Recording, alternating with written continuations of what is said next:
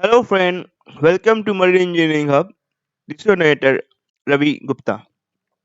Today, we're going to talk about stern tube seawater lubrication system.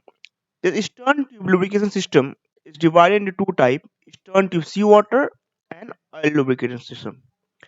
In today's topic, we will explain what is Lignum Vitae, why the Lignum Vitae is being chosen, and how it is designed.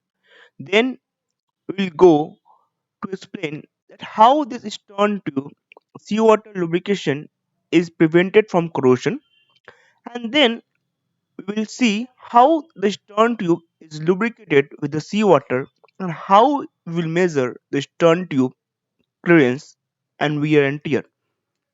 So please remain tuned till last. I will guarantee that you will learn something from this video. Before beginning the video, I want to tell you that I have made video regarding the propeller shaft, and in this propeller shaft video I have explained each and everything of the propeller, covering from introduction to each topic. So please go to my playlist and you can watch the video. I will give the description in my description box. You can watch from that also. So let's begin the video of the stern tube seawater lubrication system. So the traditional stern tube bearing is a water lubricated and consists of lignum vitae staves held by the bronze retaining strip in a gunmetal bus. So what do I mean by lignum vitae? So basically a lignum vitae is a hard wood, okay, and with good wear characteristic and is compatible with water. This is very important point. This is the lignum vitae. This is the lignum vitae. And why we are choosing lignum vitae? If a surveyor asks you why we choose a lignum vitae, you should tell three things. First is that it is a hardwood. So as it is hard, it will have a good wear characteristic. And second, the very important thing is compatible with water. As it is compatible with water, it has a good durability. It has a good resistance. Okay, the staves in the lower part of the bearing are cut and fitted so that the end grain is vertical to give longest possible life. It's very important. Means if we go to design part of lignum vitae, first let me make you see where this lignum vitae is fitted. So suppose this is the propeller shaft. Okay, this is the propeller shaft. This is a bronze lining which is provided above the propeller shaft. This is the lignum vitae wood. Okay, this is the lignum vitae wood, and this is the water channel. Above the propeller shaft, again a bronze bush is provided, and on that it is enclosed in a cast iron tube. So as you can see, the lignum vitae is not in direct contact with the shaft, and it is provided with a bronze lining. Okay, now what do I mean by design? So basically the lower part of lignum vitae, the lower part of the lignum vitae, as you can see, is vertical in cross section. Okay, and the upper part is axial in cross section. Why? This is very important. If the surveyor asks you that tell me some specific about the lignum vitae design, so you should know that you want to ask the cut of the lignum vitae. The lignum vitae grain are cut in such a way that the lower end is vertical and the upper end grain are cut in an axial direction. Why? Because from this design you will come to know the upper design is axial and the lower one is vertical. Why it is so? Because the vertical grain structure is capable of longevity, good wear characteristic, good resistance characteristic, and tear, good wear and tear. But as the load of the propeller is mostly on the lower part, therefore it is provided on the lower part of the shaft. But the upper part is merely providing a support and is not sustain to that much of wear and tear. So to reduce the cost, very important thing, to reduce the cost, we are designing the lignum vitae in this form, in the axial cross sectional cut. Okay, now, okay, so now you know why the lignum vitae is used and why we are designing in such a way.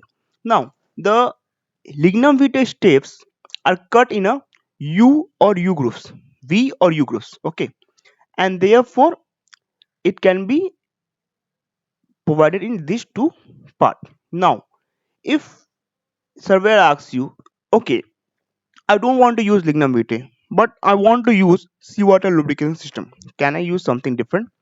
So you can say, yes, sir, we can use reinforced rubber staves.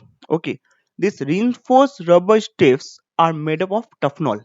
Okay, tufnol is also a type of rubber which has the same, or you can say almost same characteristic as compared to the lignum vitae staves. Okay, now the bearing length of the seawater lubrication system is equal to the 4 times of the shaft diameter. What do I mean is this, that if the shaft is 100 dia, okay, in that case the bearing length will be 400 okay. Now, as you can see in this diagram clearly, this is a bronze bush, this is a lignum vitae, and this is a shaft, and this is a bronze lining. Okay, in this diagram I have already told you this is a cast iron tube on which whole of the this lignum vitae lubrication system is enclosed, and it is been on the shaft on either side is been sandwiches, means the lignum vitae is sandwiched in between the bronze bush and bronze lining, and it fitted onto the shaft, you can say like that. Okay, now we see how the stern tube is supported. Stern tube are supported at the after end by stern frame and at the forward end in the aft peak bulkhead. So what do I mean by that? Let me see. See here. This is the stern frame. Means this is the aft part of the ship. After this stern frame, the propeller hub or propeller boss will come. Okay. And now we come to the forward part. Here, the thing is being supported by the aft peak bulkhead. Okay.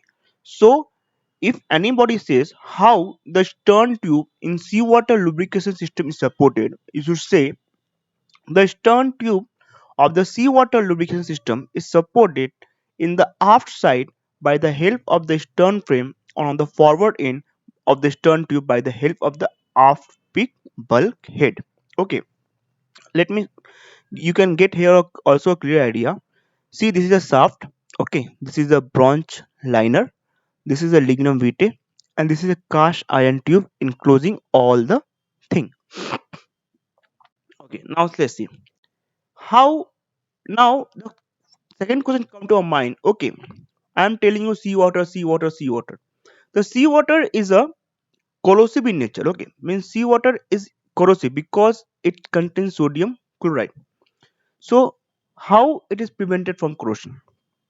Seawater which enter at the upper end or for the circulation to cool and lubricate is an electrolyte which will support galvanic corrosion, as I told you earlier.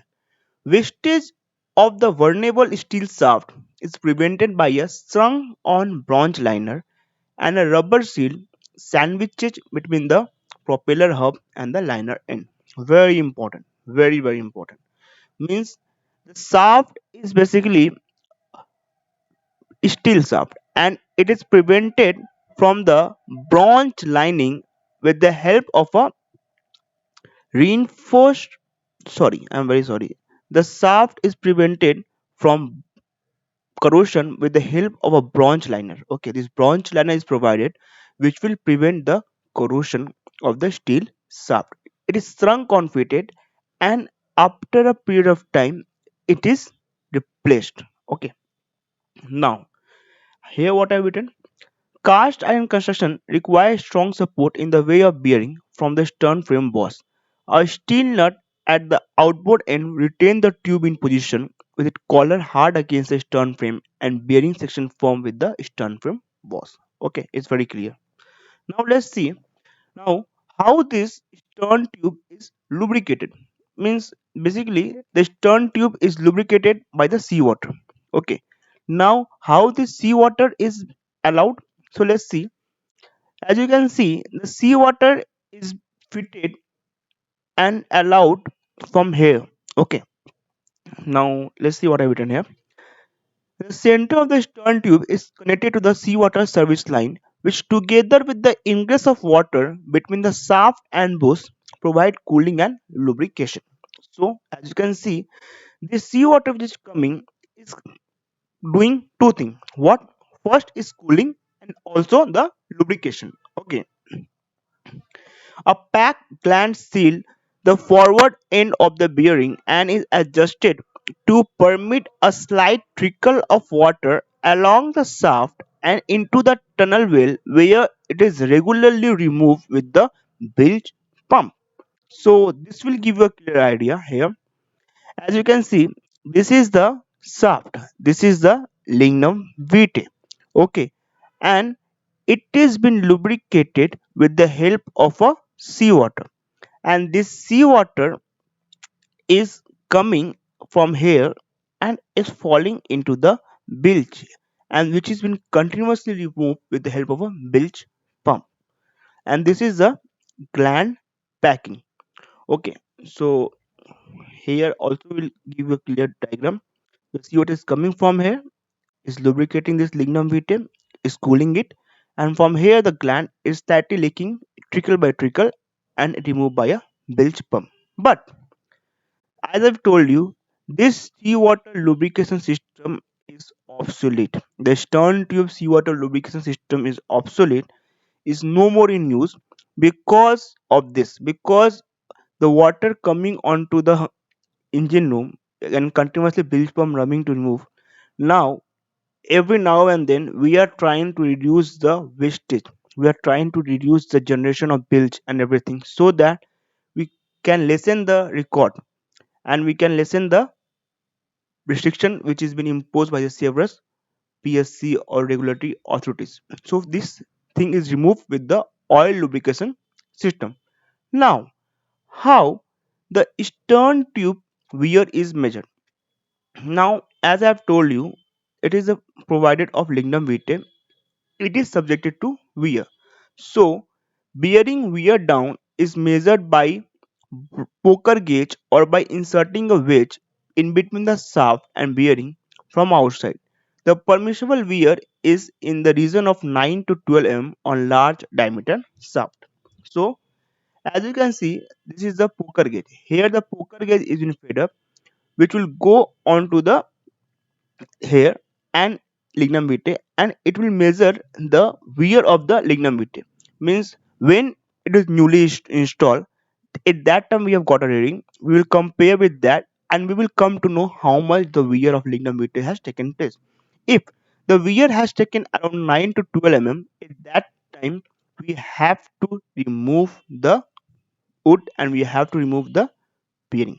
Okay, now here I want to show you one thing, that this is a complete diagram of a stern tube seawater lubrication system. As you can see, this is a propeller boss, okay, and this is the stern frame, and this is the rope guard which is provided, and this is the bronze bush. This is the lignum vitae. This is the shaft. This is the shaft, and this is the bronze liner. So shaft, bronze liner, and lignum vitae, and bronze bush, and then cast iron tube. And this is the gland packing which is provided on the forward to prevent the water, too much of water coming to the side of the engine room. Okay, now in this diagram I want to show you how the wear is taking place and what are the area of wearing. In this part of the area it is subjected to cracks, this part is subjected to scoring, and the bearing part, main bearing part area is subjected to erosion, cracking, and wear off because of packing and rust. Okay, these are the problems which can occur in a stern tube seawater lubrication system. So I hope in this video I have given you a clear idea how a seawater stern tube lubrication system works. If you want to know more, please do write in a description box. And please remain tuned for my next video on stern tube oil lubrication system. And please, if you want to know more about Propeller Shaft, you can go and watch in my playlist. And if you want to know also about other topic, all the marine related topic, I am trying to cover each and every topic from basic to the advanced level. Please go and see. I will. I'm sure that you will like that video. And please do subscribe and please do share. I'm very much helpful. Please help me to share this video because I have made it with my great. Okay, thank you, friend. Have a good day.